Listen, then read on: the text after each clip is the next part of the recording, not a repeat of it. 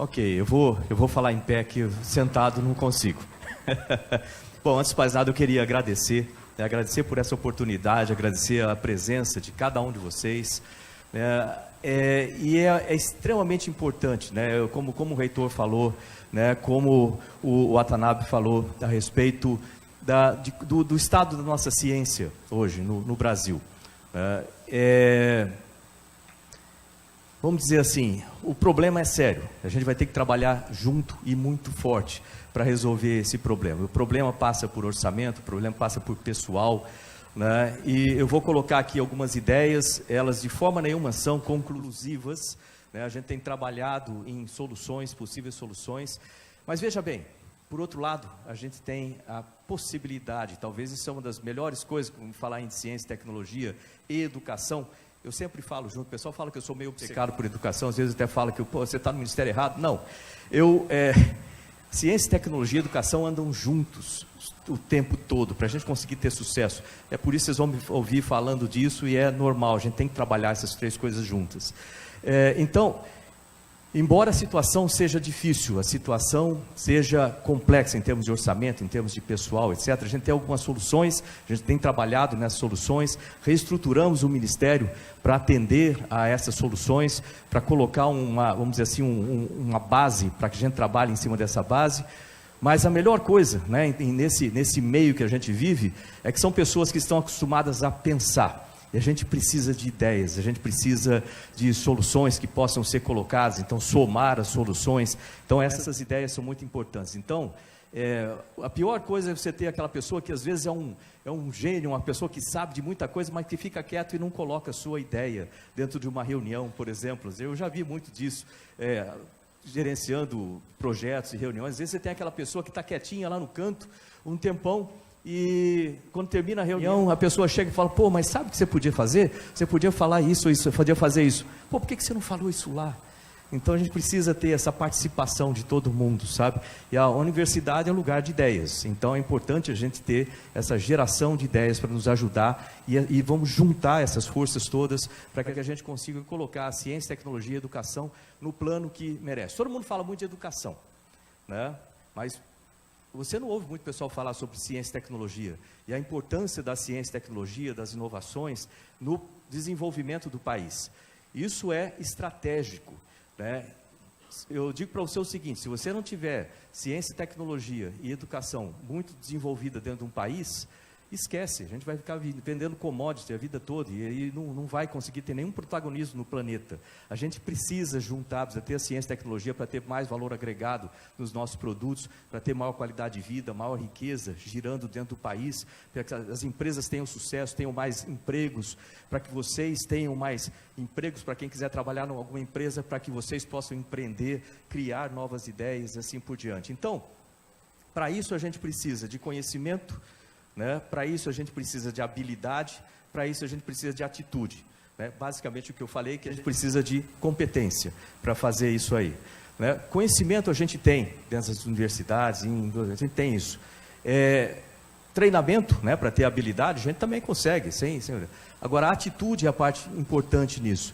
E eu vou fazer um mix aqui, né, entre falar das coisas sobre o ministério propriamente dito, com a vida. Então eu vou contar uma parte da minha vida, qual é o objetivo disso? Vou botar uma parte motivacional aqui no meio, porque isso desenvolve a atitude dentro de cada um de vocês para acreditar que é possível fazer. E a gente vai precisar de gente que acredite e que é possível fazer, que tenha vontade de fazer e acredite que pode fazer para esse país e para você mesmo, né? Para que a gente tenha maior qualidade de vida na nossa comunidade, na nossa cidade, assim por diante. Ok. E no meio dessa apresentação, você vai ver que eu coloquei como uma parte aqui grande, sustentabilidade. Poderia colocar outra coisa, poderia colocar aqui outros temas, né, como espaço, como nuclear, como cybersecurity, como inteligência artificial. Eu escolhi sustentabilidade porque, para quem não sabe, eu sou embaixador da ONU para Desenvolvimento Industrial Sustentável. E eu acredito que a gente precisa virar esse nosso foco de ciência e tecnologia, né, e desenvolvimento de novas empresas para o lado sustentável, para que a gente consiga desenvolver um planeta melhor, né, um planeta que seja sustentável, que as nossas ideias convirjam, que as nossas tecnologias convirjam para isso, né, porque isso é o futuro. Muitas das carreiras que existem hoje não vão existir no futuro, e é bom a gente começar a pensar sobre isso também. Então, se você virar para o lado do conhecimento, do lado da sustentabilidade, eu tenho certeza que você vai estar escolhendo atividades que são extremamente importantes para o futuro. Então, vamos começar por aqui, né? Falando, já que eu pintei o primeiro quadro e pintei como difícil, então vamos começar o seguinte, muita gente deve estar pensando, pô, mas então é impossível eu resolver esse problema, né?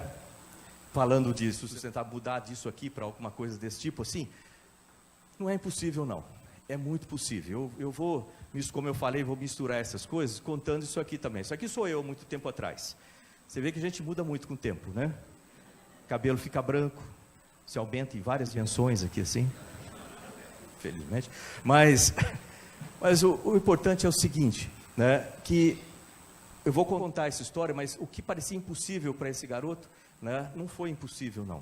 É possível de fazer as coisas. E é isso que eu quero que cada um de vocês que tenha sonhos, grandes sonhos. Eu estou falando especialmente com os mais jovens aqui. Os mais velhos também têm que ter sonhos. É importante a gente nunca desistir, né? Continuar a ter sonhos, até o momento que parar de respirar. Quando parar de respirar, a gente pode parar de sonhar. Mas até lá é importante acordar com o olho brilhando, pensando em alguma coisa. Mas para os mais jovens, especialmente, sonhar é essencial. É dali que você vai construir, né, o seu caminho lá para o futuro. Vamos começar mostrando um vídeo, né, que fala sobre a importância de sonhar, né? Vamos dar uma olhadinha.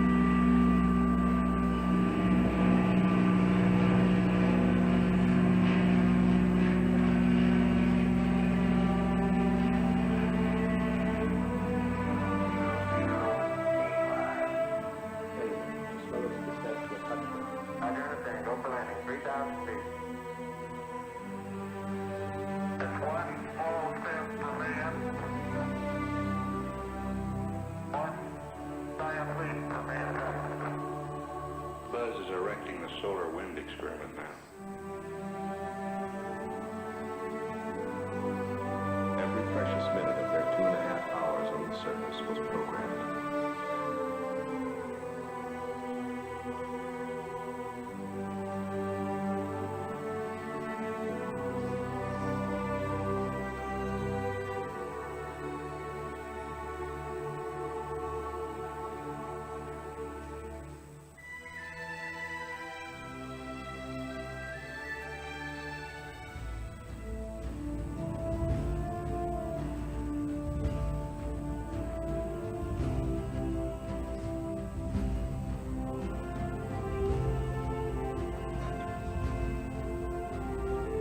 Brazilian astronaut Marcos Pontes out of view, and this in-cabin view seated in the right seat of the Soyuz. 8, 7, 6, 5, 4, 3, 2, 1. Liftoff. Liftoff of the Soyuz rocket transporting Jeff Williams, Pablo Vidagrada, and Marcos Pontes to their microgravity home in space.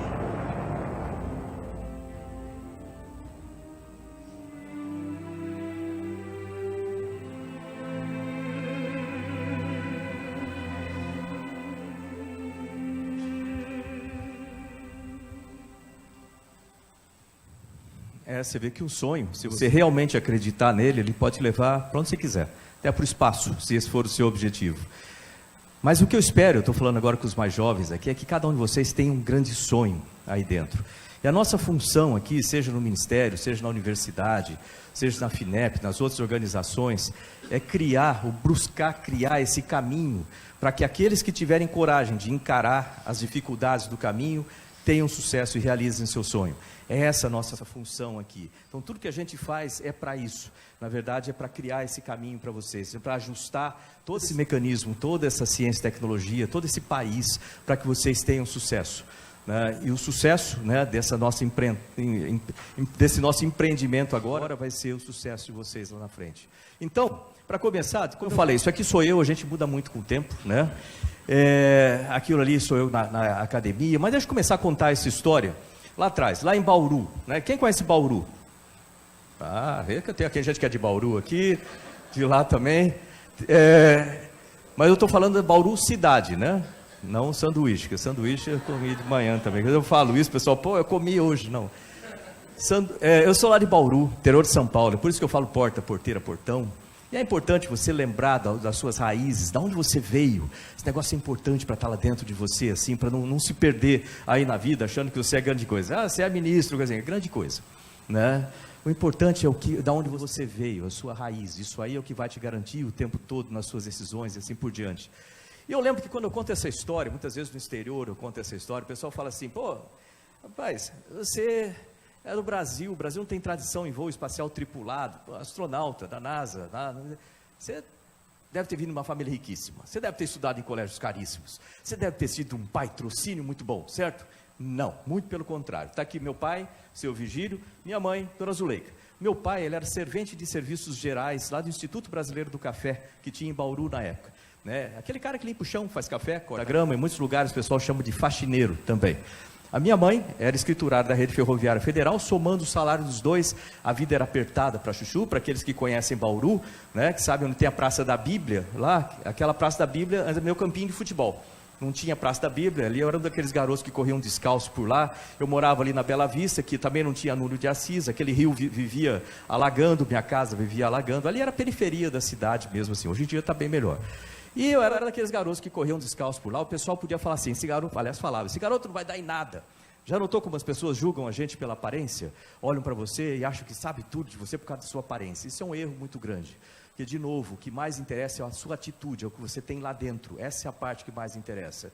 Eu tinha um sonho, né? Meu sonho era voar, eu ia para o aeroclube da cidade, ficava vendo os aviões voando lá. Aquele era meu sonho, mas eu não tinha dinheiro para pagar a hora de voo. Caro, até hoje. Não sei se tem alguém tentando fazer curso de piloto ou fazendo curso, você sabe que é caro. Se for falar de helicóptero, então esquece. Então, como é que eu vou fazer isso? Eu falava com os pilotos, ela falava, vai para a Força Aérea. Na Força Aérea você pode voar, você pode ter uma carreira, né? Você pode ter o seu sonho lá dentro. Eu falei, excelente. Mas para entrar na Força Aérea, assim como para entrar aqui, né, uma das universidades mais antigas do país, mais renomadas, e é difícil passar no vestibular, na Força Aérea também. Para entrar na academia, é difícil, tinha que estudar e tudo mais.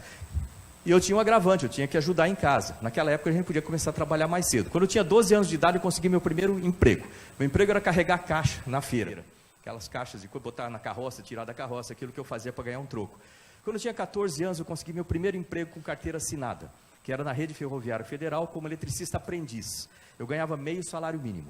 Com meio salário mínimo, eu pagava o curso noturno, que estava começando no Liceu Noroeste, né, que era um curso de eletrônica, né, curso técnico de eletrônica. Então eu fiz, nessa época, como é que era a minha vida? Eu saía de casa às 6 da manhã, ia para o Senai. No Senai eu fazia, né, tem um Senai aqui, mas eu ia lá no Senai, fazia o curso de eletricista na Rede Ferroviária. À tarde trabalhava como eletricista aprendiz, à noite no Liceu Noroeste, voltava para casa, tipo 11 horas da noite, meia-noite, e assim que foi minha vida no ensino médio.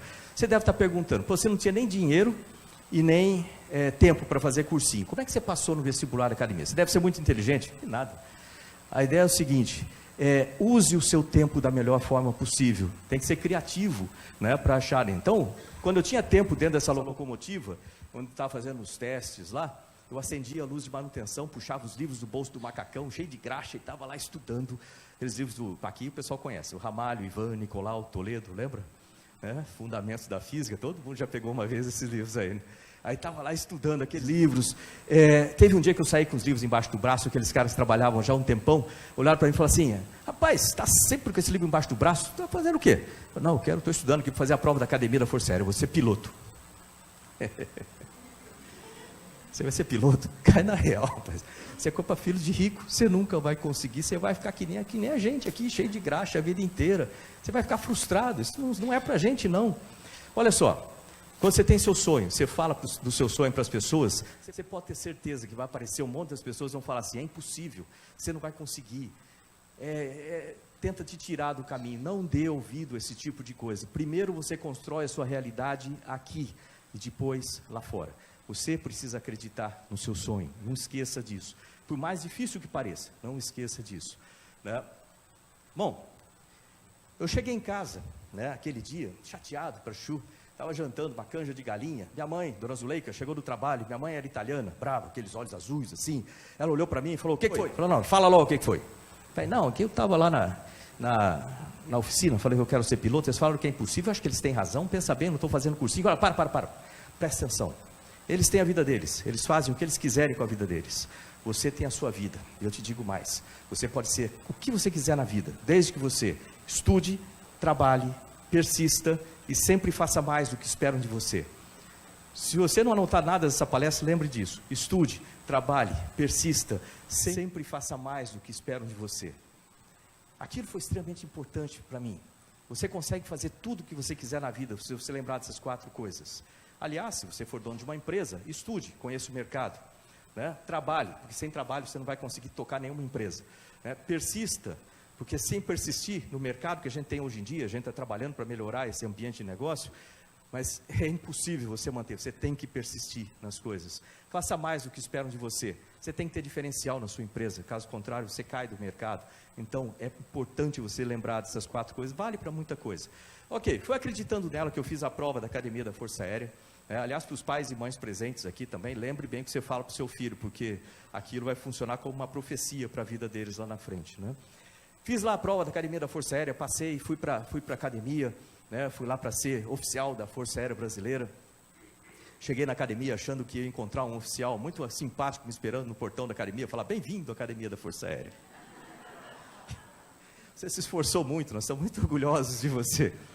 Está vendo aqueles aviões lá no fundo? Tem alguns coloridos, alguns brancos. Você vai escolher um branco, escolhe a cor, a gente vai pintar da cor que você quiser e botar seu nome nele. Não é assim. Aliás, quando você começa a realizar o seu plano de vida, pode ter certeza que as coisas não vão acontecer da maneira que você planejou.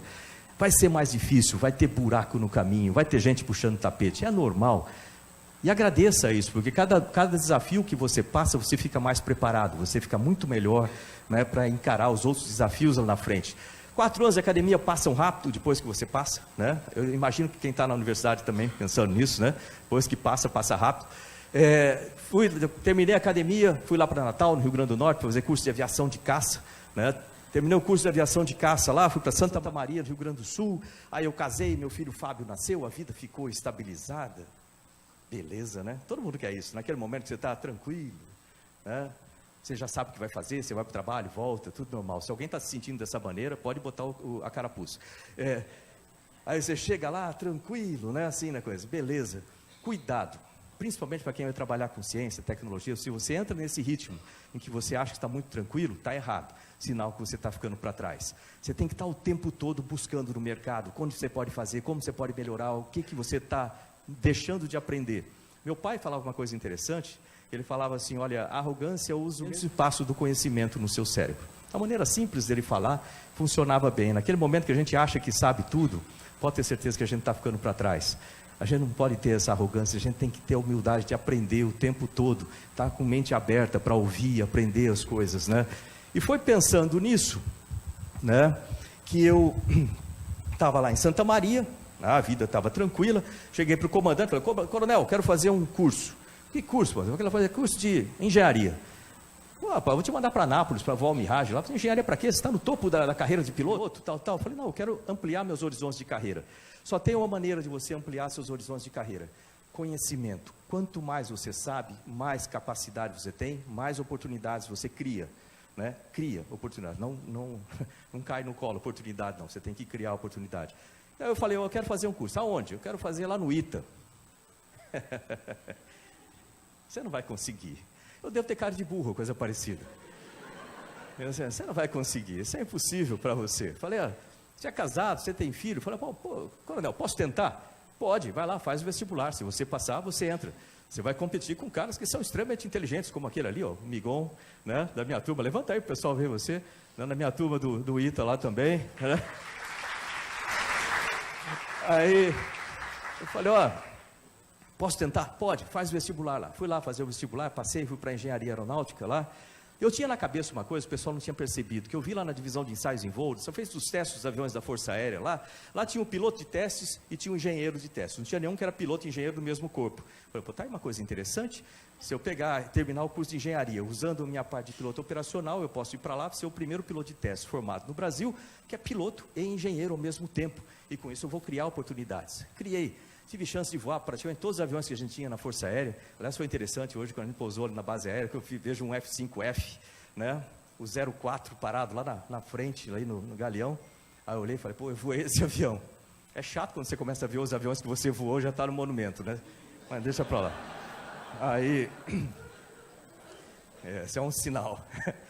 Mas eu tive chance de voar todos os aviões que o Brasil tinha, fui para os Estados Unidos, voei com a Força Aérea Americana, tive chance de voar lá, F-15, F-16, com a Força Aérea Americana, voei F-18, para quem gosta de aviões aí, eram os aviões de topo da década de 1990, fui para a Rússia para voar MiG-29 lá também.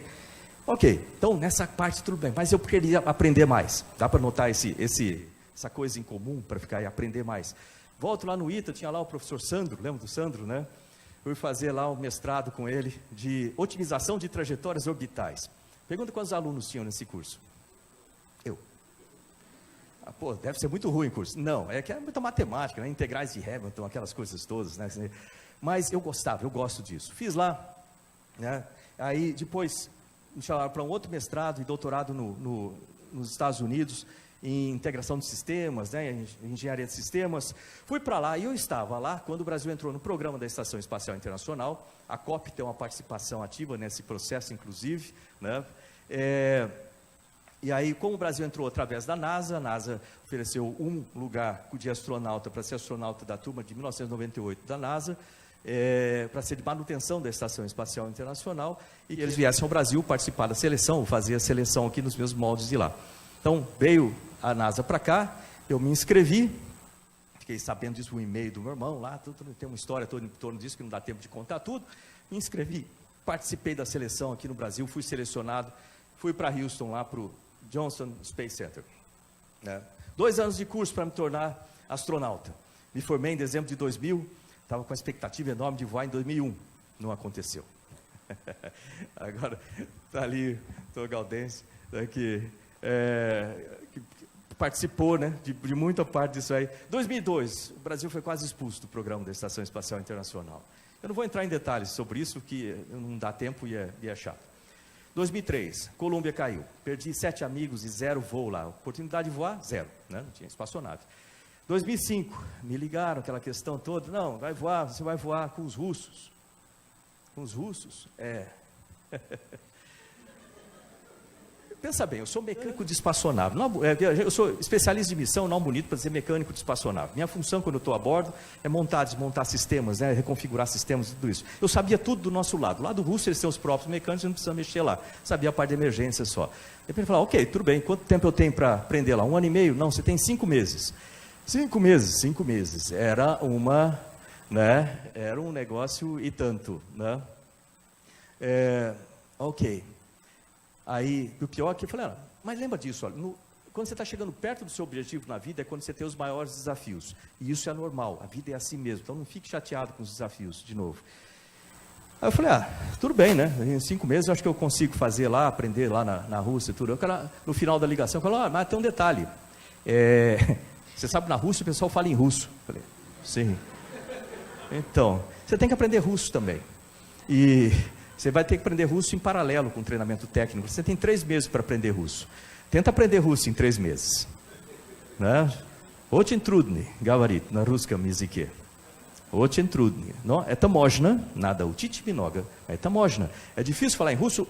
Mas é possível, você tem que estudar bastante, mas é possível. De novo, tudo que você quer, você consegue, se você se dedicar bastante para aquilo lá.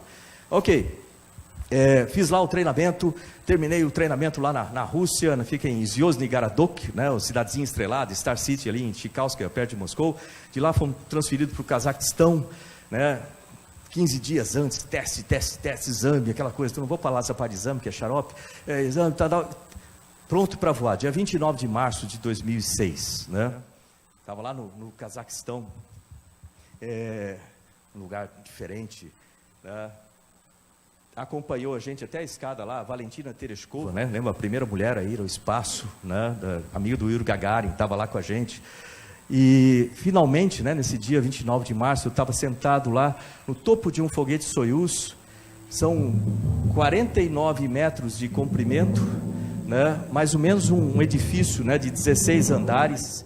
Essa parte aqui, onde fica a espaçonave, daqui para baixo são 200 toneladas de combustível. Você está sentado numa bomba de tamanho grande, esperando para decolar. E as pessoas perguntam, escuta, qual foi o momento mais marcante do seu voo? Olha, o momento mais marcante do meu voo, para falar a verdade, não foi no voo, foi no dia anterior. Porque a minha família ficou lá em Houston durante o tempo todo que eu estava fazendo o treinamento, 5 meses. No último dia eles foram lá para o Cazaquistão para assistir a decolagem. E aí os russos, daquele jeitão que eles têm de dizer as coisas, falaram assim, Marcos, sua família está aqui no quarto 232, você tem 30 minutos, meia hora, para dizer adeus para sua família. Esquisito, né? Porque a gente nunca pensa sobre isso. A gente sempre acha que as pessoas que a gente mais ama, eles vão estar com a gente para sempre. A gente vai estar com eles para sempre, assim por diante, né? Os pais da gente vão viver para sempre, né? E assim por diante. Não. E de repente eu notei que eu tinha 30 minutos para dizer para os meus filhos tudo aquilo que eu queria falar para o resto da vida deles. O que você falaria para os seus filhos se você tivesse 30 minutos para dizer adeus para eles? A gente não se prepara para isso. E de repente, olha, tem uma coisa para vocês lembrarem também. As pessoas são a parte mais importante da vida da gente, né? Por isso que eu gosto de conversar com as pessoas, eu gosto de estar com as pessoas. As pessoas são as partes mais importantes. Em qualquer atividade que você tiver, lembre-se disso. Se você fizer as coisas pensando nas pessoas, você vai ter muito mais sucesso. Eu estava lá, né, aqueles momentos, eu não sabia o que falar, e às vezes a gente demora tanto tempo para falar as coisas mais simples, sei lá, chegar lá para o seu filho, para sua filha, falar, eu te amo, você não lembra que você é minha filha. Não, hoje não, talvez amanhã, talvez outro dia, e de repente você não tem mais chance de falar com as pessoas que você queria. Então, lembre disso, não perca a oportunidade de estar com as pessoas que você ama, beijar, abraçar, falar tudo aquilo que você puder, quiser falar. E o melhor dia hoje, não é amanhã, não é depois da manhã, você nunca sabe o futuro. Para quem tem esse tipo de profissão, piloto de caça, piloto de teste, astronauta, muitas vezes a gente pensa que talvez não seja o dia que eu volte para casa, né? Então é importante você começar a dar muito mais valor às pessoas, né? Dia seguinte eu estava sentado lá. Aliás, o momento mais marcante, na verdade, não foi no voo, foi quando eu vi os 3 saindo pelo corredor assim do hospital, e eu comecei a subir a escada para a preparação que durou a noite inteira, né, para o voo que ia ser no dia seguinte de manhã. Dia seguinte eu estava sentado lá, no topo dessas espaçonaves, o pessoal pergunta assim, dá medo? Lógico que dá, você não é doido, você sabe o risco que corre.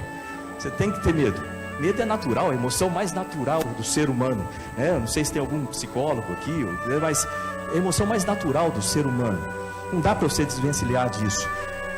A questão, isso é o que eu queria deixar para vocês, né, os mais jovens também, que é o seguinte, eu sou coach também, eu trabalho com formação de pessoas, né, e muitas vezes você vê aquelas pessoas que têm uma capacidade gigantesca de fazer um monte de coisa na vida, mas por causa do medo a pessoa vai se encolhendo, vai ficando no canto, tem um monte de ideia, mas não consegue colocar em prática a ideia, porque tem medo de falhar, tem medo que as pessoas vão falar, tem medo que as pessoas vão pensar, e aí começa a se encolher, a vida vai passando, aí chega um certo momento da vida, ele está com cabelo branco que nem o meu, olha para trás e fala, o que eu fiz na vida? Nada, eu deixei o medo me vencer.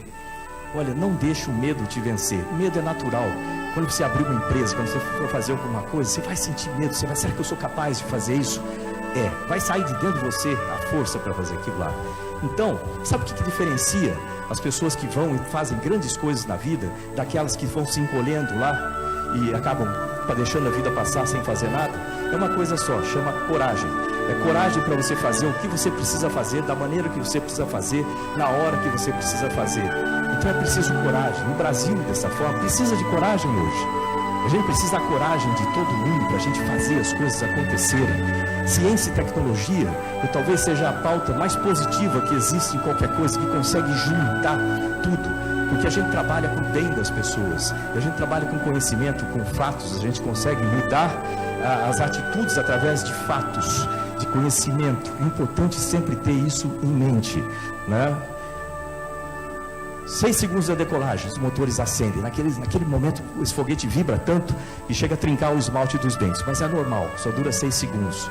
Né? Logo depois, os garfos vão abrir, você vai começar a decolar, vai sair de zero, vai chegar a 200 km de altitude, com 25 mil km por hora em 9 minutos. Vai sair de 0 para 25 mil km em 9 minutos. Então, lógico que esse negócio vai acelerando, se o foguete vai ficando para trás.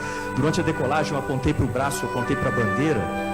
Né? O que eu queria dizer ali é que todos nós estávamos indo juntos para cima. Não sei se alguém notou, mas eu apontei com 2 dedos por causa disso, que um só não dá noção de juntos. Então, estamos indo juntos para cima.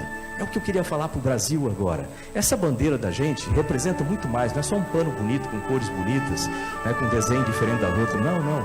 Ela representa toda a nossa tradição, toda a nossa cultura, toda a nossa história como brasileiros. Representa a maior herança que cada um de vocês, jovens, né, possuem aqui. Não é dinheiro, né? Esse é o país que você está pisando, né? É esse país que é a maior herança que a gente tem. Quando a gente vê um monte de coisa errada, gente sendo presa, coisa assim, isso dá um certo desânimo. Mas olha, não se deixe levar por isso, né? Por isso eu falo muito em educação também, porque através da educação, quando você produz ideias, quando você produz conhecimento, quando você consegue juntar as pessoas através do conhecimento, as coisas mudam. Pode ter certeza que as coisas mudam. E a gente precisa juntar esse nosso país numa voz só. Independente de qualquer coisa, a gente consegue juntar. E a ciência e tecnologia é a ferramenta mais poderosa que a gente tem para fazer isso, junto com a educação, né? 9 minutos, quando você está chegando lá no espaço, você tem o corte dos motores. Puf, né? Eu tirei as luvas, assim, elas começaram a flutuar aqui assim na minha frente. Aquele foi um momento para mim, sabia? Eu sonhei tanto em chegar ali no espaço, que ele foi o momento, né? Eu espero que todo mundo que tenha grandes sonhos, um momento você vai sentir, eu estou realizando meu sonho agora. Você nunca mais vai esquecer aquele momento. Eu soltei os cintos um pouquinho, fui olhar na janelinha aqui fora. O que eu vi lá foi um planeta azul, assim, maravilhoso, né? O pessoal pergunta, escuta, o que você pensou lá? Primeira vez que você chegou, eu olhei para a Terra lá do espaço. Sabe qual foi a primeira coisa que passou na minha cabeça naquele momento? Eu lembrei atrás, estava lá em Bauru, na oficina, falei para os meus amigos, eu quero ser piloto. Você vai ser piloto, que é na real, rapaz, isso é coisa para filho de rico, você nunca vai conseguir, você vai ficar frustrado, lembra daquilo? E depois quando eu cheguei em casa, a dona Zulei, com aqueles olhos azuis dela, azuis da cor da terra, assim, ela olhou e falou assim, você pode ser tudo que você quiser na vida, desde que você estude, trabalhe, persista e sempre faça mais do que esperam de você. Foi a primeira coisa que eu lembrei. Infelizmente ela não pôde ver isso aí, que ela faleceu em 2002, isso aqui aconteceu em 2006, mas tenho certeza que de algum lugar, talvez ela tenha sentido aquilo, e para mim, compartilhar com ela foi muito importante. Sabe por quê? Na vida vocês vão sentir que você sofre tanto para realizar um projeto, para ter sucesso em alguma coisa, e quando você chega lá, geralmente você vai lembrar, pode apostar nisso, você vai lembrar de tudo que aconteceu de errado, das pessoas que tentaram te prejudicar, dos críticos que te ficaram falando um monte de bobagem a seu respeito, sem ter o menor conhecimento do caminho, da dificuldade para você chegar lá. Você vai lembrar das pessoas que puxaram o seu tapete, e muitas vezes você vai esquecer das pessoas que te ajudaram a chegar lá, né? Muitas vezes um irmão, uma irmã, um pai, uma mãe, muitas e muitas vezes vai ser um professor, uma professora que são, né? E isso é importante pensar, faz parte da carreira mais importante que existe em qualquer país sério. Tem um monte de profissionais de sucesso aqui. Se não fossem professores, onde vocês estariam? Né? Se não fossem os professores de cada um de vocês. Professor é importante, aquele que dá a base para a gente crescer em qualquer carreira. Então é importante a gente lembrar desse tipo de coisa. E para mim, compartilhar com ela aquele momento foi muito importante. De repente você olha aquele planeta azul assim, você deve imaginar, pô, você deve se sentir grande coisa, né? Chega aqui no espaço, eu sou uma das poucas pessoas do planeta Terra que já chegou ao espaço. Menos de 600 pessoas na história do planeta já chegaram ao espaço. Já viveram nesse planeta, talvez, não sei quantos bilhões de pessoas que já nasceram e morreram ao longo da história do planeta, menos de 600 chegaram, eu sou um deles. Deve falar, pô, deve sentir muito orgulhoso disso, né? Não. Quando você chega lá, você se compara com a Terra, você se sente nada, absolutamente nada. É importante a gente ter em mente isso aí, que cada um de nós tem uma história curtinha aqui em cima desse planeta, e cada um de nós significa nada. Quando você olha do espaço, olha para a Terra, você vê que cada um desaparece no meio dessa nossa bonita espaçonave azul, né, de 7 bilhões de tripulantes aqui. Então, o que significa na vida, então? Significa o legado que você deixa. Por isso que é importante que cada um de vocês viva feliz, viva pensando no seu objetivo, faça as coisas de forma produtiva, né, que você possa ajudar as pessoas e que você possa se ajudar para poder ajudar as pessoas também, que vocês tenham sucesso, realizar o seu sonho, né, e depois que você deixe essa história para os outros, né, ajude a formar as outras gerações e assim por diante. Vamos prosseguir aqui, que eu estou preocupado com o tempo.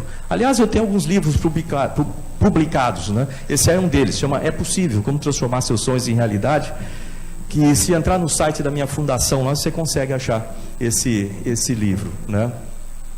Tem outros livros também publicados aqui, estão lá também. Depois da missão, né? A gente tem trabalhado em algumas coisas, às vezes, pessoal, eu lembro que até quando eu voltei da missão, o pessoal falou assim, o astronauta aposentou, né? Eu falei, putz, quisera eu, né? Não, na verdade é o seguinte, eu sou tenente-coronel da reserva da Força Aérea Brasileira, né? E quando eu voltei, a minha turma estava, para ser promovida a coronel. Também existe, para quem conhece o regulamento das Forças Armadas, para ser promovido de tenente-coronel a coronel, você tem que fazer um curso que chama Escola de Comando do Estado-Maior da Aeronáutica, de 1 ano aqui no Rio de Janeiro. Lógico que eu não podia fazer, porque eu estava na NASA, então eu acabei não fazendo com a minha turma, o que então, quando eu voltei, o comandante me comunicou que eu deveria ir para a reserva. Sem problema, né? De novo, aquela questão, o que as pessoas falam, às vezes, muitas vezes, não corresponde à realidade. É importante, né, dentro de uma universidade, a gente tem esse pensamento crítico também, de filtrar as coisas e trabalhar sempre com as ideias, né, baseadas, de novo, ciência e tecnologia trabalha com fatos, né? Depois da missão, eu tinha sempre esse sonho, né, de criar uma fundação que trabalhasse com ciência e tecnologia para a educação. Acho que é por isso que eu falo tanto, né, disso. Eu percebo a necessidade de a gente ter ciência e tecnologia desde o ensino fundamental para motivar a garotada, né, para as carreiras de ciência e tecnologia.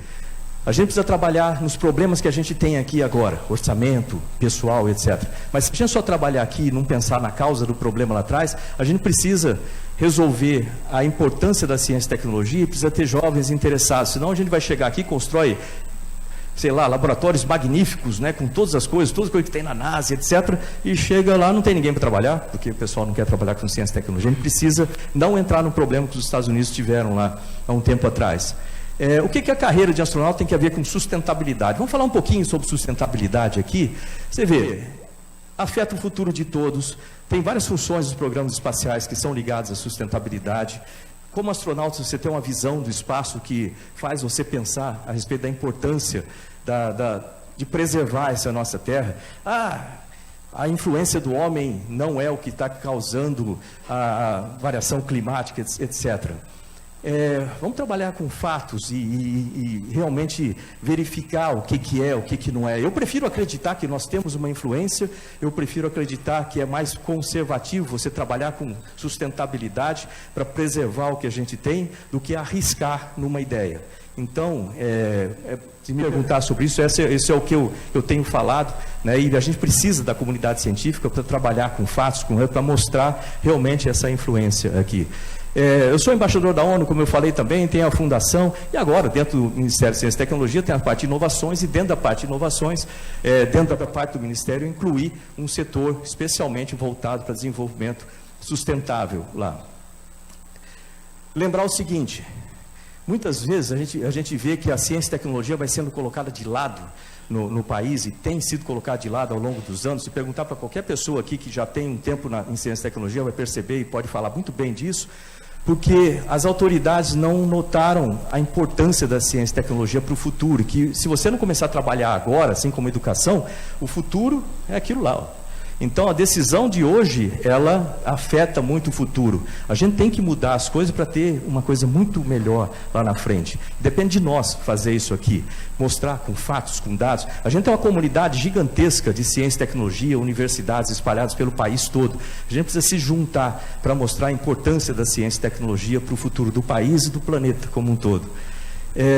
Os programas espaciais, eles têm, logicamente, uma participação grande nisso, não só para observação da Terra, como medição de vários parâmetros, para deixar na cabeça das pessoas essa importância, de novo, para fornecer dados. Sistemas de monitoramento, né, que podem trabalhar em vários tipos de aplicações, monitoramento da atmosfera. Eu só trouxe alguns exemplos aqui. Programas de monitoramento de água.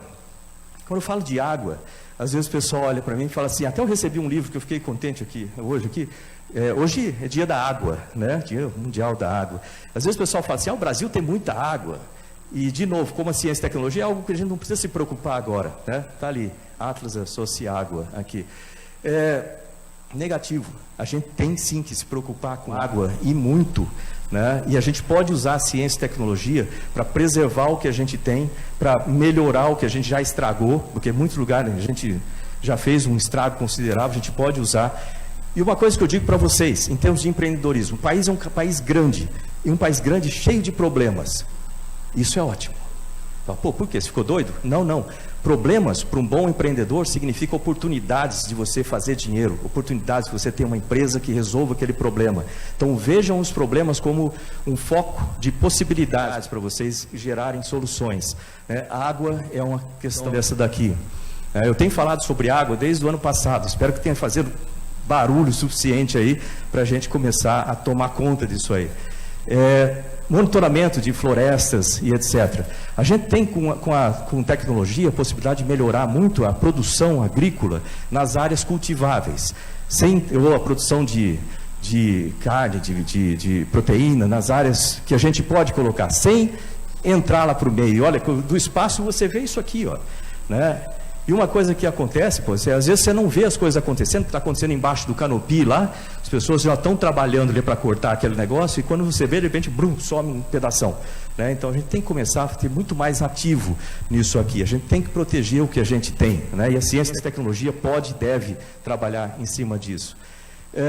Quando eu falo de oportunidades de negócio na parte de tecnologias verdes, vamos dizer assim, você tem, primeiro, conceitualmente, né, o que você tem em termos de tecnologias verdes aqui.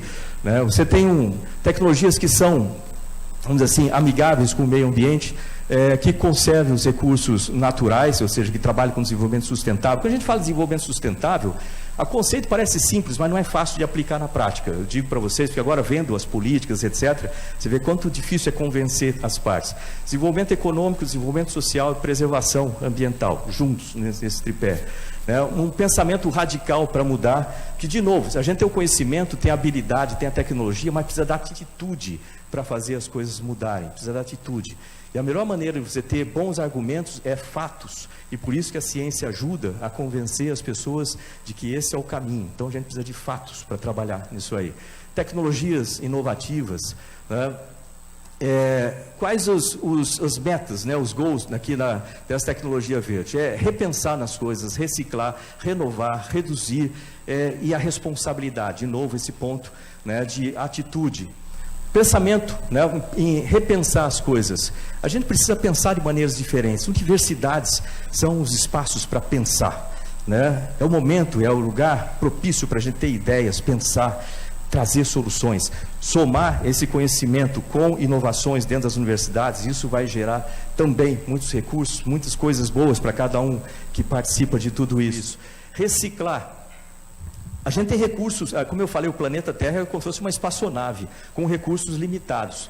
Se todo mundo nesse planeta quiser viver no padrão de vida, sei lá, dos Estados Unidos, etc., não dá.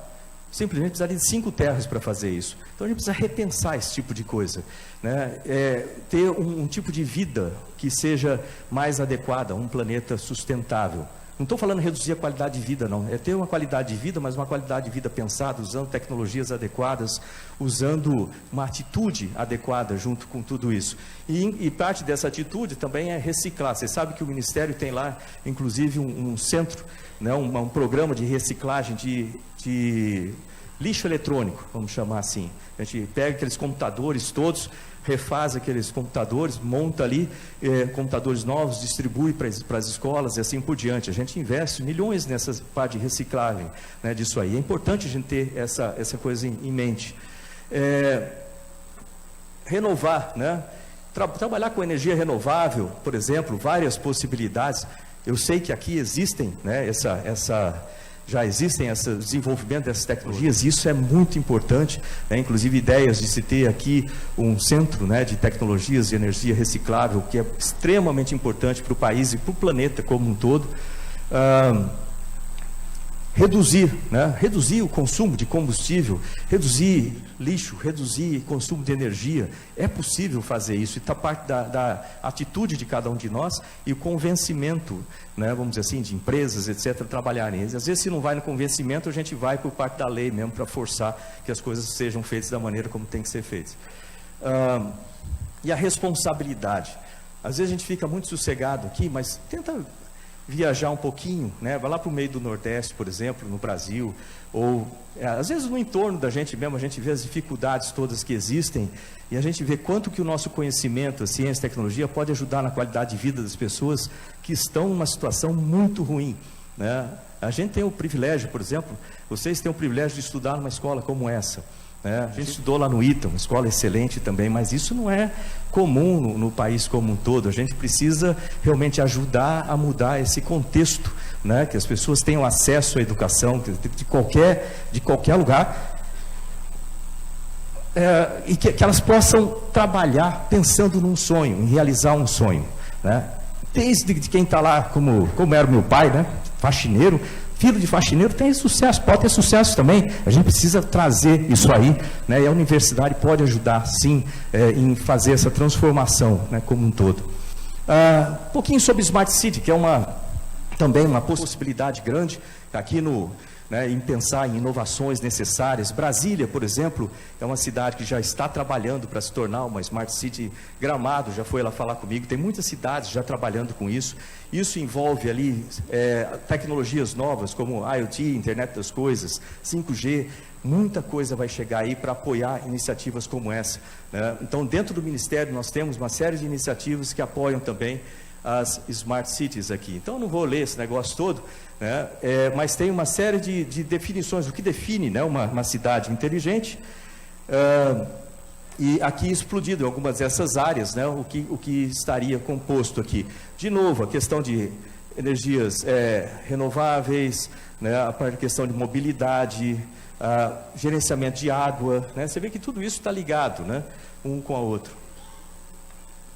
Outra coisa que eu tenho feito, como eu falei, é lá na Unido, né, sendo embaixador da Unido para Desenvolvimento Industrial, e parte disso havia um programa chamado Ecoestado. Esse programa trabalhava com Roraima, né, a ideia era transformar o estado de Roraima num ecoestado. Eu não sei nem se dá tempo para mostrar, viu, Cris? Como é que está o nosso tempo aí? Está ruim, né? Então, tem um programa, a ideia foi o seguinte: eu assisti lá em uma das nossas conferências, lá na ONU, em Viena, em 2010, eu vi a apresentação de um monte de cidades em que eles mostravam projetos de sustentabilidade. Eu vi que havia um projeto ou dois principais em cada cidade. Eu falei, quando juntou a diretoria toda ali da Unido, falei, por que a gente que já está com esses projetos em vários lugares, por que a gente não junta todos esses projetos numa cidade só e faz uma cidade integrada que traga todas essas soluções, pode trazer empresas para mostrar as suas soluções e serve como um showroom para essas empresas. O pessoal gostou da ideia, queria levar para a África. Nada contra a África, mas eu falei, mas a gente tem no Brasil a Amazônia, que é um lugar já naturalmente que chama atenção, por que não faz lá? Aí a gente veio para Roraima, achou interessante em Roraima, e no final, como Roraima é um estado relativamente pequeno, com 15 cidades, tinha tipo 500 mil habitantes, o tamanho de uma cidade pequena da Europa, falou assim, vamos fazer o estado inteiro, então vai ser um ecoestado. Então a ideia era transformar Roraima num ecoestado. Por causa de, vamos dizer assim, dificuldades políticas, né, que não deveriam existir, o projeto acabou sendo engavetado por lá, e com isso o Estado, que é um Estado pobre, ele perdeu mais de 1 bilhão, né, 1,6 bilhão, que podia ser aplicado em melhoria da qualidade de vida das pessoas, podia ser aplicado no planejamento urbano, planejamento de interligação, infraestrutura do Estado, podia ser aplicado em projetos piloto, por exemplo, para tratamento, melhorar o preço das frutas, a agricultura, uma série de coisas. Mas você vê que a política muitas vezes atrapalha. E eu, do meu ponto de vista, estando lá agora no Ministério, lógico que a gente tem uma série de ações que a gente precisa fazer para estruturar, né? Eu vou falar sobre isso agora, estruturar o Ministério, estruturar a ciência e tecnologia no país, mas uma das coisas importantes da gente fazer é sair da frente do empreendedorismo, parar de atrapalhar as coisas para que tudo funcione da maneira melhor, né? E para que tudo seja feito em prol das pessoas e não em prol de outras coisas, sei lá. Então, para o futuro, né?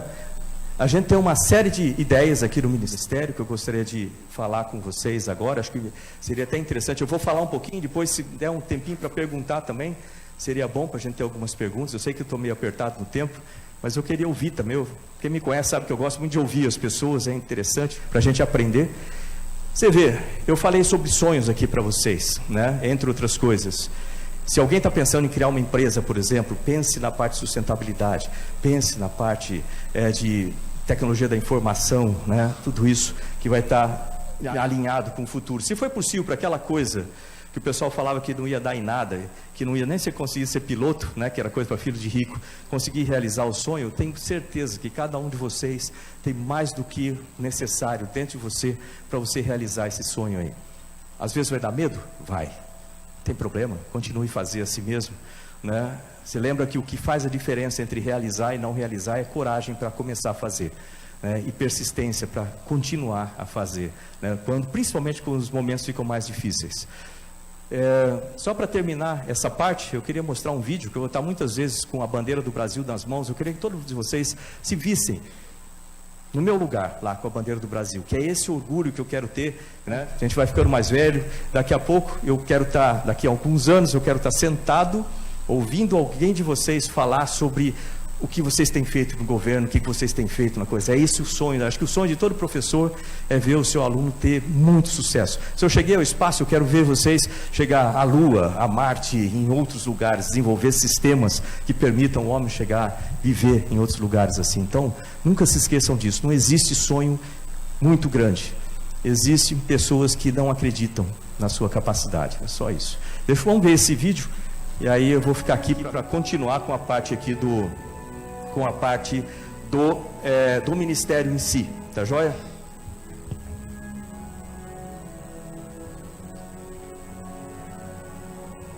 Pois eu leio, tá de óculos.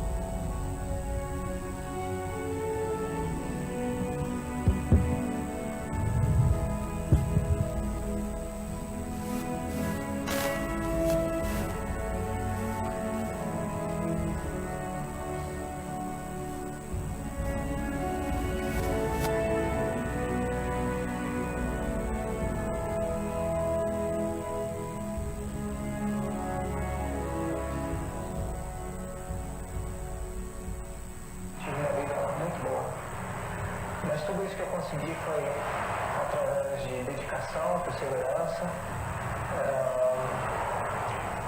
e muito desejo de atingir os meus objetivos, muito desejo de vitória, vitória na vida, não vitória com o outro.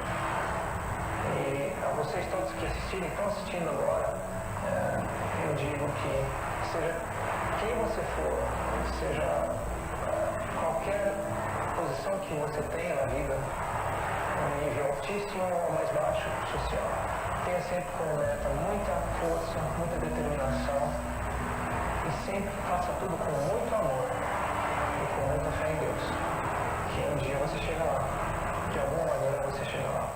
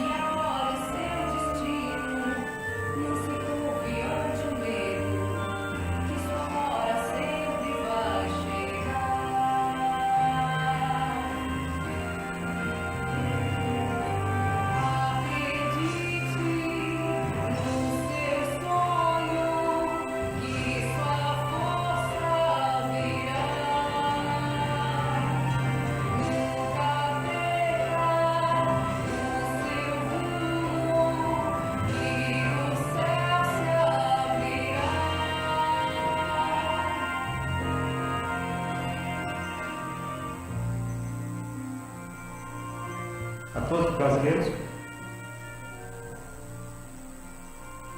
Obrigado. 7, 6, 5, 4, 3, 2, 1.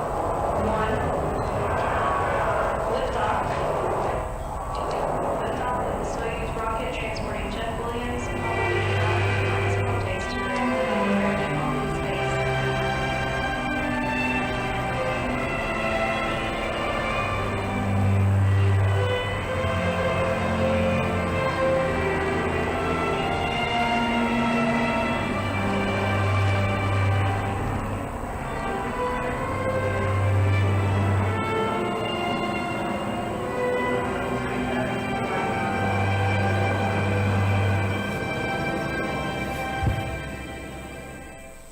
Pois é, gente, tem muita coisa aí pela frente. Antes das perguntas, eu queria falar o seguinte, né? Você às vezes só pergunta assim, mas cá, por que você veio pro governo, né, para entrar no ministério lá? Realmente, pode ser, minha esposa teria uma resposta diferente para isso, né? Mas eu estava lá com a vida estabilizada, vamos dizer assim, 20 anos dentro da NASA, cheguei lá em 98, né? Eu saí de lá em dezembro agora, do ano passado, praticamente, e pronto para voar de novo, a possibilidade de retornar ao espaço nos próximos anos. Tem uma série de empreendimentos interessantes acontecendo nos Estados Unidos, na área pública e na área privada também, em relação ao espaço. Mas esse era o meu sonho, voltar ao espaço, né? Continua sendo, um dia pode ser que eu volte. O John Glenn fez o segundo voo dele, tinha 77 anos, por que não? Né? Eu tenho 56, pode chegar lá ainda, tem tempo ainda, pelo menos 20 anos aí. Mas esse é o meu sonho, e de repente eu recebo um chamado, né, para o Ministério. Demorei um pouquinho para responder, agora tenho um chamado para o Ministério, que fala assim, isso é missão para o país, e a missão para o país está acima do meu sonho. Então foi por isso que eu vim para cá, muito mais do cabelo branco, muito mais dor de cabeça, muito mais coisa, mas pelo menos a gente tem a possibilidade de fazer alguma coisa e não ter depois, mais tarde, que fala assim, pô, podia ser assim, podia ser assado. No momento que você pôde ajudar, você ajudou? Não. Então, não, eu posso fazer aqui, eu estou aqui para ajudar, para fazer isso aqui. E é isso que eu gostaria de contar com cada um de vocês. O desafio é grande, o desafio é enorme, é muita coisa. Se você pensar num ministério desse tamanho, né, vamos focar mais aqui na ciência e tecnologia, de como a gente tem sido tratado ao longo dos anos, perdendo prestígio, perdendo orçamento, perdendo pessoal, o pessoal ficando velho, a gente não consegue repor porque não tem concurso público, e assim por diante, uma série de problemas que vem, fala assim, pô, parece impossível resolver isso, mas eu acabei de mostrar que não é. É possível sim, às vezes você vê as coisas que parecem muito difíceis, mas a gente consegue resolver. Se a gente se juntar e se dedicar para resolver aquilo lá, a gente consegue sim resolver. O Ministério, quando eu cheguei, a primeira impressão que eu tive foi o seguinte, o Ministério está produzindo muito papel. Papel. Tá certo, a gente tem que produzir as políticas, a gente tem que produzir, né, a gente trabalha com as polícias, leis, regulamentos, etc. Faz parte isso aqui também, mas não só isso, a gente tem que produzir mais, a gente tem que ter resultado prático, a gente tem que ter retorno de investimento. Eu comecei a pensar assim, por que a gente está perdendo prestígio? Pô, ciência e tecnologia é uma das coisas mais importantes que existe em qualquer país. Todos os países desenvolvidos, quando eles começam a entrar em crise, o que é que eles fazem? Investem mais em ciência e tecnologia, porque isso é o que faz sentido, é isso que faz com que você levante o mercado, crie novos empregos, novas carreiras voltadas para a área de tecnologia, que é a coisa mais cara, tem valor agregado muito maior. Por que a gente tomou essa decisão de ir ficando para trás e colocando a ciência e tecnologia de lado, contingenciando? Pega o nosso fundo principal com 80% contingenciado lá, ou em reserva de contingenciamento, de qualquer forma a gente não pode usar, né? E você fala, pô, por que a gente foi ficando assim? Por que a gente foi perdendo prestígio? A gente foi deixando de mostrar as coisas, ou a gente foi mudando, a gente talvez foi se desintegrando, vamos dizer assim, foi se desunindo e perdendo a força. A única maneira que a gente tem de ter força é a gente se juntar os setores de ciência e tecnologia, juntar as universidades e falar assim, a gente está aqui para ficar, e a ciência e tecnologia é importantíssima para o país, a gente precisa mostrar isso. E mostrar como? Falando só? Não, falar não convence só não, tem que mostrar resultado, ter retorno de investimento. Mostrar as coisas que são feitas. Quantos desenvolvimentos já foram feitos aqui na UFRJ, por exemplo, que a maioria dos brasileiros nem fazem ideia dessas coisas, né, que estão lá no dia a dia das pessoas, mas a pessoa não nota. A gente tem que começar a mostrar essas coisas, tem que começar a chegar lá no dia a dia, falar assim, olha, isso aqui foi feito graças a uma pesquisa que foi feita lá na UFRJ, sei lá, no Centro de Pesquisas, lá no CTI, lá no Renato Acher, lá em Campinas. A gente tem muita coisa boa. Eu tenho certeza que ninguém aqui conhece todas as unidades de pesquisas do Ministério. E a gente tem muita coisa interessante que são produzidas lá. Então a gente precisa mostrar essas coisas primeiro, para falar, a gente está aqui, a ciência e tecnologia é importante, a ciência e tecnologia é importante em todos os países, a gente tem que mostrar isso também. Convencendo a população, a gente convence os políticos que estão lá para votar orçamentos. Eles deixaram a gente com um orçamento esse ano, né, extremamente apertado, com um teto lá embaixo, praticamente esmagando as coisas. A gente vai ter que sobreviver um ano em situação difícil demais. Deixaram ali um CNPq, né, que é super importante para a pesquisa básica, com um déficit enorme de praticamente 300, 400 milhões. E a gente vai ter que resolver esse problema daqui para lá. A melhor maneira não é só eu ir lá pedir, porque tem um monte de outros ministros lá pedindo. A gente vai ter que se juntar e pedir juntos e mostrar o porquê que é importante esse tipo de coisa. Eu sei que todo mundo deve conhecer um ou outro político aí. Todo mundo uma hora conhece. Fale com a pessoa que você conhece, mostre a importância da ciência e tecnologia, né? Lembra que ciência e tecnologia é sempre uma coisa boa, independente de qualquer partido. Para mim não interessa partido, interessa que a gente precisa levantar a ciência e tecnologia do país. A gente precisa falar lá com cada um dos políticos, falar assim, olha, quando você for votar, lembre que você está votando para o futuro do seu filho. A ciência e tecnologia está aí para fazer esse país. Então a gente precisa convencer todos esses. O que eu fiz? Eu mudei a estrutura do Ministério para poder atender a essa nova concepção. Primeiro eu coloquei uma missão, para ser claro, simples, para você chegar e saber o porquê que você trabalha em alguma coisa. Isso tem que espalhar por todos os institutos, eu até gostaria que espalhasse pelas universidades também, que a ideia é simples, a gente está aqui para produzir 3 coisas. Primeiro, conhecimento. Universidades, centros de pesquisa já produzem. O Brasil, se eu não me engano, é 13º em produção, em publicações no mundo. Então, excelente, muito bom. Vamos relaxar aí? Não.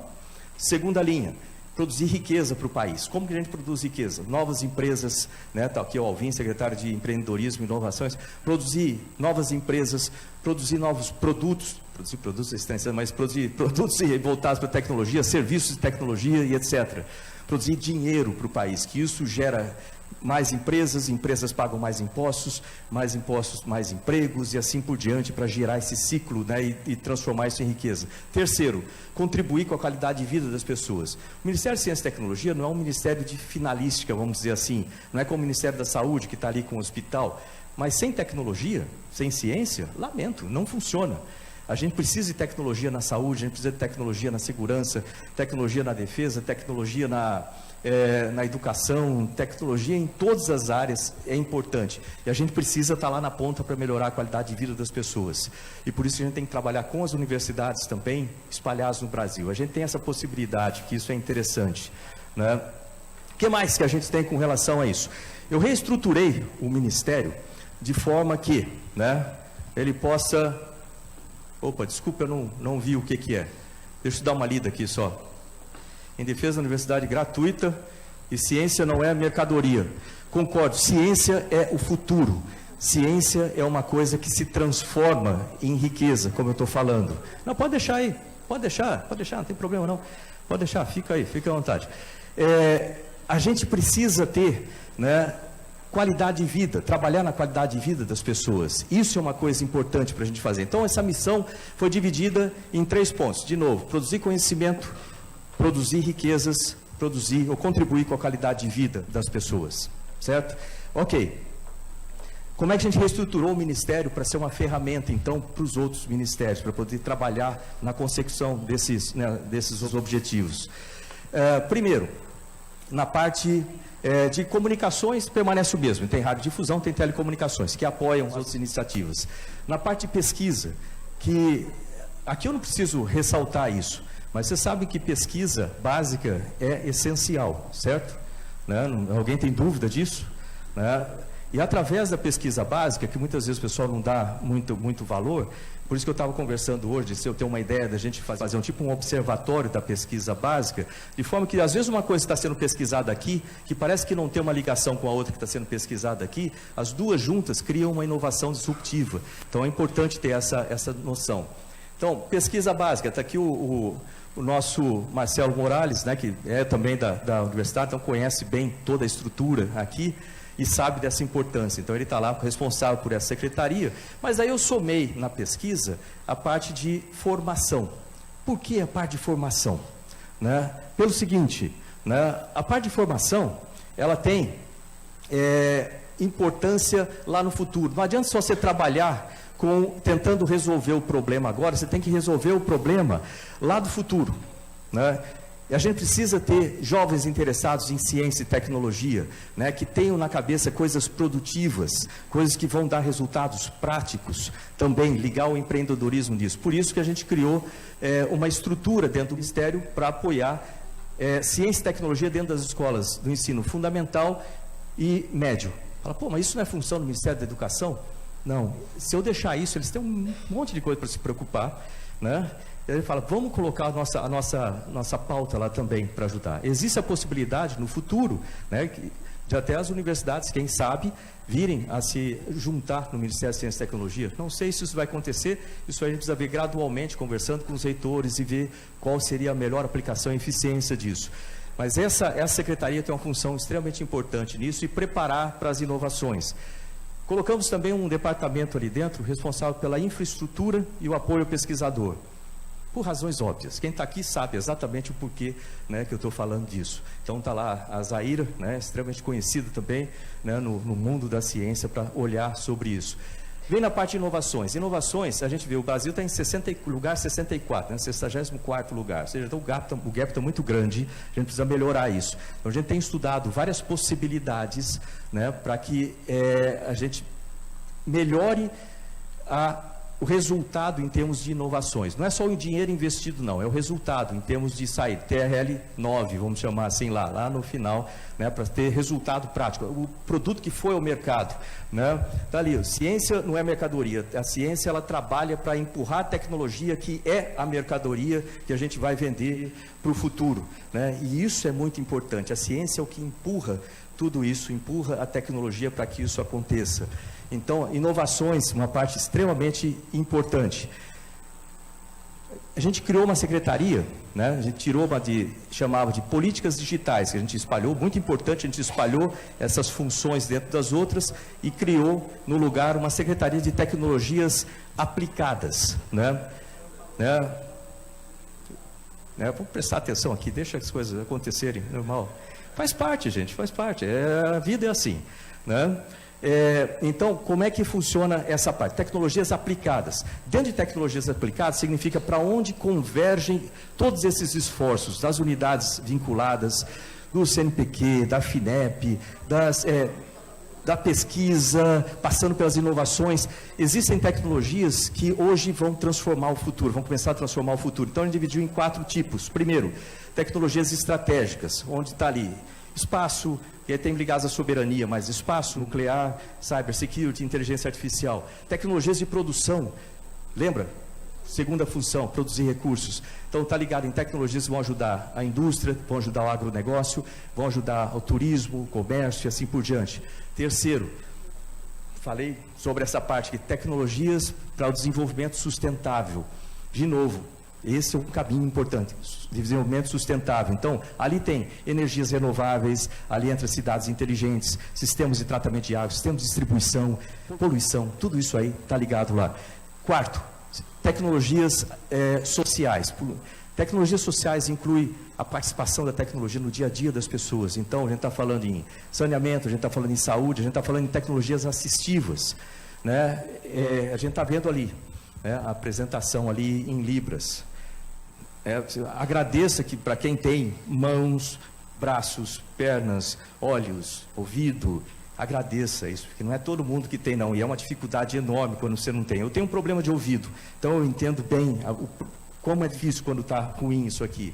Eu tenho uma sobrinha que é praticamente cega, e eu sei as dificuldades que existem. A gente pode ajudar com tecnologia a melhorar a qualidade de vida dessas pessoas. E a gente precisa estar, de novo, é um problema grande, precisa de criatividade grande, pessoas inteligentes, centradas em fazer as coisas que são produtivas para o seu futuro e para o país. Eu podia continuar aqui falando um tempão sobre essas coisas do Ministério, mas eu estou querendo ouvir algumas perguntas, né, do pessoal que participou da palestra desde o começo aqui, né, então vamos pegar algumas perguntas aqui. Ela está com o microfone ali, ó. Obrigado, gente. Obrigado, gente.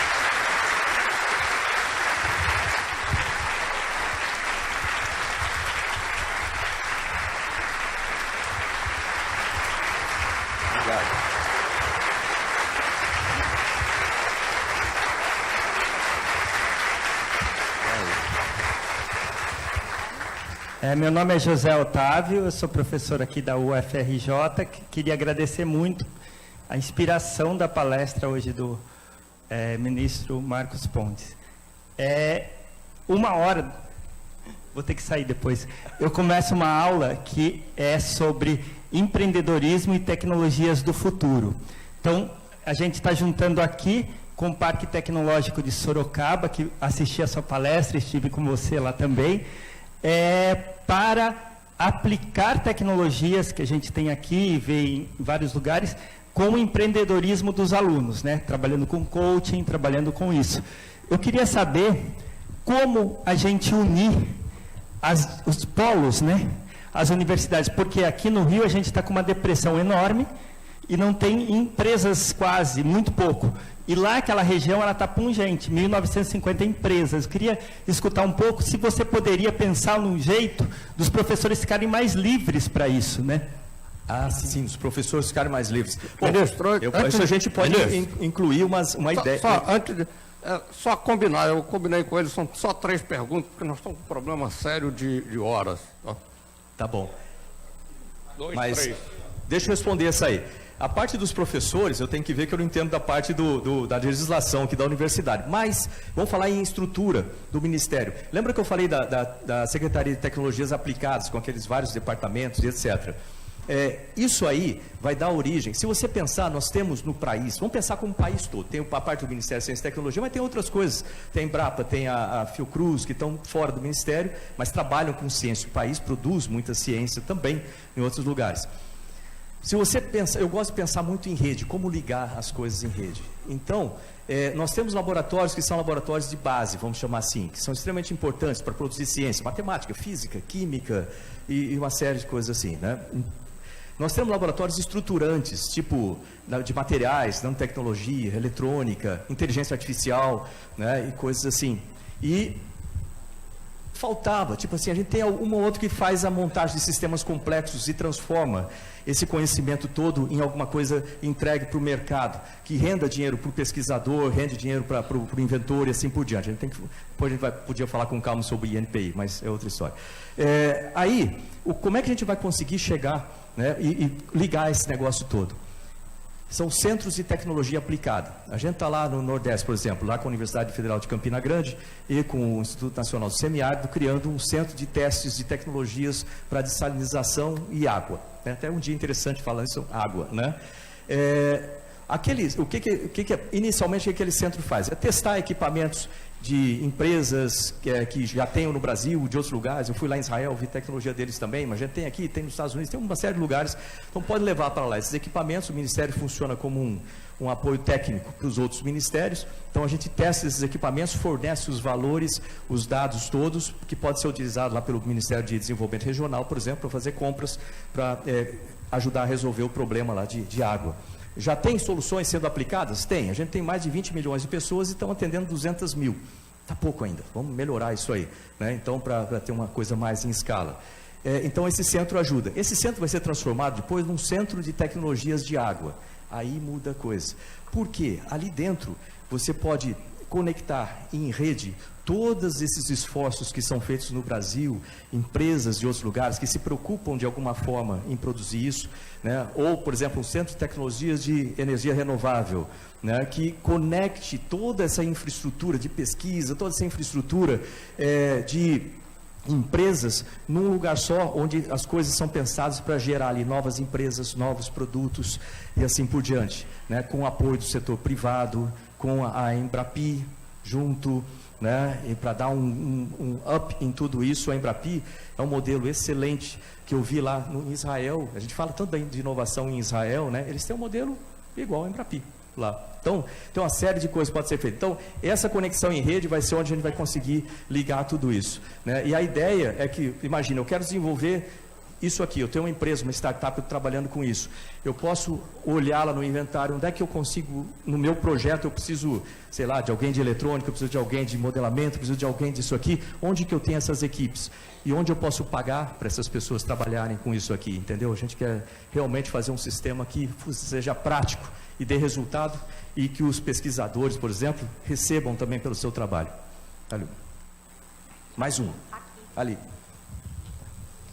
Olá, um prazer estar na sua aula inaugural. Eu sou Giovana, aluna de mestrado aqui da COP, e a gente está fazendo aqui uma pergunta em conjunto. Uhum. Eu fiquei muito feliz em saber que você, como ministro, está preocupado em juntar a ciência e o Ministério da Ciência e Tecnologia pensando em educação. O que eu queria saber é a respeito de como você vai continuar fazendo isso, né, além de mostrar a ciência nas escolas, se tem mais algum projeto, e se você se preocupa, assim, eu fico um pouco preocupada em relação ao plano de governo expurgar a ideologia de Paulo Freire, então, que é um ícone que é a referência mundial em pensamento crítico, né, em pedagogia crítica. Aí eu queria saber como vai ser essa junção de ciência e educação, e juntando aqui com a pergunta dos nossos amigos, sobre reajuste de bolsas, sobre reajuste de bolsas, né, eu estou nervosa. Que há mais de 6 anos não tem sido feito.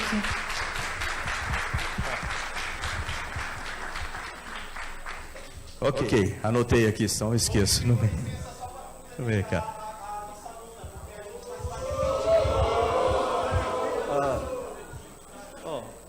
Vai lá.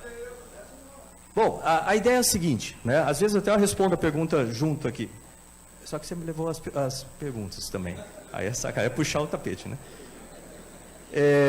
Falando primeiro sobre o programa. A gente começou com ciência na escola. Está trabalhando mais com ensino fundamental, ensino médio, em termos de levar, né? Porque sabe aquelas coisas? Eu vou falar, parece um pouco de recalque, mas não é não, né? Eu não tinha dinheiro quando era criança, entendeu? Eu estudava em escola pública, a vida era apertada pra caramba. E às vezes você via as escolas privadas que tinham muito mais coisas dentro, e falava, pô, a gente podia ter isso na escola pública, né? Então, às vezes você vê robótica, vê foguetes, uma aprendizagem por projetos nas escolas privadas, a gente não vê muito isso nas escolas públicas, então eu gostaria de ajudar nesse sentido. Por isso que, criado esse projeto, né, Ciência na Escola, a gente consegue, primeiro, conectar a universidade com a escola, né, trazer a escola para dentro da universidade, a universidade para lá, treinar, o professor não gosta de falar treinar, então formar professores, né, de ciência para o ensino fundamental e médio, melhorar a infraestrutura disso aqui. Você vê em escola nos Estados Unidos, escola pública, você vê aquela sala de ciência, pô, me dá uma inveja desgraçada, você fala assim, pô, a gente tem que ter isso aqui também. Então, primeiro isso, para motivar os alunos para a ciência e tecnologia, mas não adianta só isso, você tem que também mostrar que a carreira de pesquisador é um negócio bacana. Senão você vai sonhar com o quê? Pensando, pode ser empreendedorismo, mas pensando em termos de pesquisador, é isso. Por isso que a gente colocou suporte ao pesquisador e dar um up na carreira de pesquisador, né? Pesquisador é importante, tem que estar na primeira página do jornal para colocar notícia positiva lá. Ok. Segunda fase disso aí. Quando eu terminei o ensino médio, eu tinha 3 cursos técnicos. Eu era técnico em eletrônica, técnico eletricista, eu era técnico em ensaios industriais não destrutivos. Por que você fez esse monte de curso técnico? Eu precisava de dinheiro, eu precisava me virar na vida. Então, aquilo lá me dava uma garantia que eu não ia passar fome, que eu ia continuar, mesmo que eu fosse estudar numa Unicamp, em algum lugar lá, eu tinha que sobreviver, né? Então eu não tinha dinheiro de outra forma, então eu tinha que achar uma maneira. Eu acho extremamente importante o curso técnico, que os jovens, quando terminem o ensino médio, já tenham um curso técnico, para ele se sentir capaz, e para o país é importante. Lembra que eu não falei sobre isso, eu sou embaixador da World Skills também, International, que a gente trabalha com cursos técnicos no planeta todo. E você vê países que são extremamente poderosos em termos de tecnologia, etc., como a Alemanha, Suíça, Suécia, etc., eles dão muito valor para o ensino técnico, porque o técnico dentro da empresa é o que faz as coisas acontecerem. Então, o meu sonho é que todo aluno termine o ensino médio com um curso técnico junto.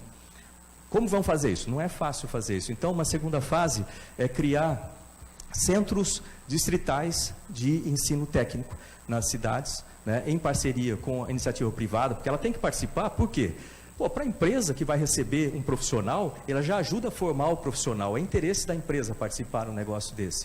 E ela contribui também socialmente. Eu digo para você que fazer curso técnico mudou a minha vida. Então, é uma maneira de você mudar socialmente também. Então, às vezes a gente fala tanto de inclusão social, tudo isso. Isso faz parte, sabe? Você está lá no meio, né? Poder ajudar dentro do local, como lá na Bela Vista, em Bauru, na época que eu estava lá.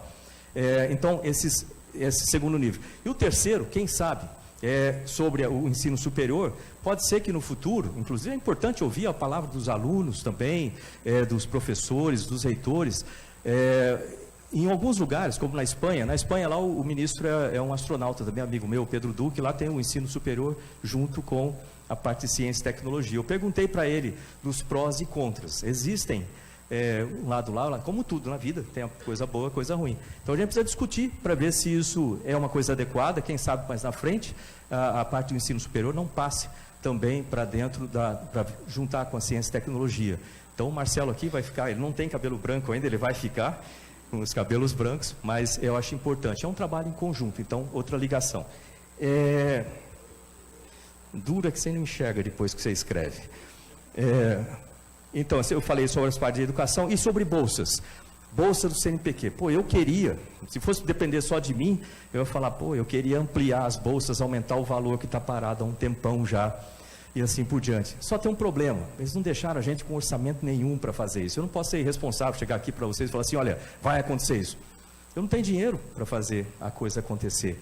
E aí vem aquele ponto que eu falei no começo, a gente precisa se juntar, sabe, para, entre aspas, levar essa importância, essa palavra para os nossos políticos lá, para que o ano que vem a gente tenha um orçamento que seja decente com relação ao que a importância da ciência e tecnologia para o país.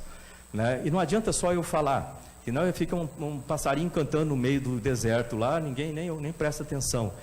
Olha quantas pessoas a gente tem aqui inteligentes ali também, que podem ajudar a gente a pleitear essas coisas de uma forma legal, de uma forma sem qualquer coisa. É mostrar o resultado da ciência e tecnologia, né? Eu gostaria, tipo assim, o pessoal está com os cartazes ali, mas era importante a gente ter também cartazes que mostrassem assim, olha, veja quantas coisas que a ciência e tecnologia já ajudou o país aqui, né? Eu tenho certeza que a gente consegue fazer esse levantamento e mostrar, sabe, empurrar lá para falar, olha, a gente está fazendo isso aqui, mas você não está dando o valor adequado. Então a gente precisa convencer esses nossos políticos todos que estão lá no Congresso para que eles votem favoravelmente às pautas que são de interesse da ciência e tecnologia e da educação. Vou juntar a educação aqui no meio, mas a educação já tem muitos que falam sobre a educação. Desculpa, só assim, mas a gente precisa trazer essas pautas de ciência e tecnologia e falar assim, a gente precisa dos fundos lá que funcionem, fundos patrimoniais? Sim. A gente precisa descontingenciar, vou usar essa palavra, mas sim, a gente precisa liberar mais recursos lá do nosso fundo, do FNDCT, que é o principal fundo criado para ciência e tecnologia, que tem que ser utilizado em ciência e tecnologia? Sim. Né? Eu tenho certeza que o Paulo Guedes lá, ele tem todo o interesse de fazer com que isso funcione também. Eu entendo a situação dele, que ele também está com a faca no pescoço, com toda essa relação de orçamentos agora.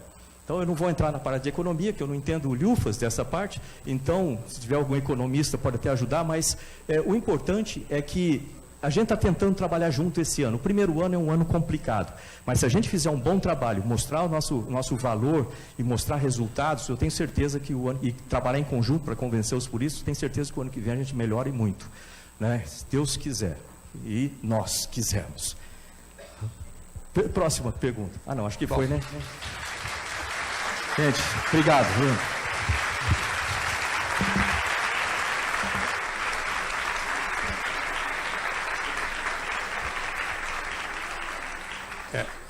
Infelizmente, nós estamos com uma agenda bastante apertada.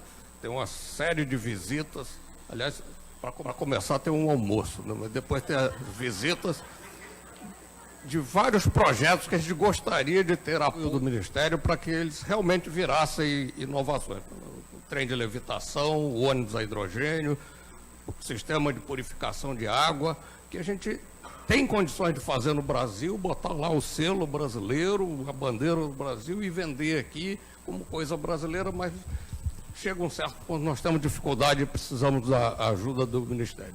Não é dinheiro, a gente precisa de um catalisador, e aí eu acho que o Paulo Alvim pode ser a pessoa que possa ajudar bastante a gente. Vendo a sua apresentação, só fazendo um resuminho, primeiro agradecer muito, lembrar principalmente aos alunos, estudar, trabalhar, perseverar, e ali no finalzinho dizia que era para fazer mais do que o outro espera. Para os alunos, mais ou menos seguindo a palestra que eu faço na recepção, vocês têm que dar um susto no orientador, tem que fazer mais do que ele imaginava. É para realmente dar um salto e pode realmente descobrir coisas, dar um passo à frente. Tá? Com o otimismo aí do ministro para todas essas coisas, a vida dele, eu diria que agora vai. Gente, eu queria só agradecer de novo, agradecer a presença de todos, agradecer a COP, o FRJ, agradecer a Academia Brasileira de Ciências, a SBPC, que tem trabalhado com a gente continuamente nesses processos, né? A gente, com certeza, juntos a gente consegue. Obrigado.